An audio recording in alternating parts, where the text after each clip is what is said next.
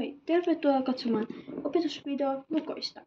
Kun tässä on tällainen pieni juttu, niin tässä on viiva. Ei tämä viiva, kuin tämä viiva. Yleensä joissain lukoissa on tällaisia. Sitten laita se näin. Niin sitten tässä ja vedä se tänne syntä oikein. Ja kun esim. Kello 5 menisi tänne yhden eteenpäin. Noin. Sitten se aukeaa.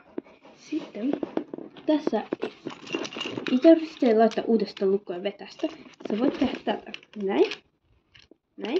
Sitten paina kunnolla. Sitten se on lukossa.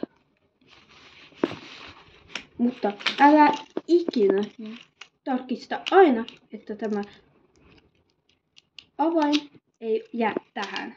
Jos pyöräsi on esimerkiksi lukossa ja avain on tässä, jätät sen pyörään, joku voi varastaa, niin älä jää.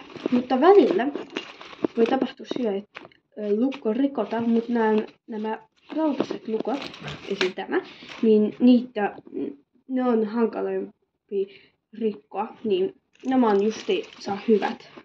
Niin älkää ottako sellaisia muovisia lukkoja, ne on yleensä huonoja. Ne menee tosi nopeasti rikki. Mutta ottakaa tällainen ihmeessä. Näitä on paljon erilaisia, ne on tosi hyviä. Mutta välillä ne voi pettää, mutta pitää ainakin tarkistaa. Mutta kiitos kun jaksoit katsoa tämän videon. Heippa!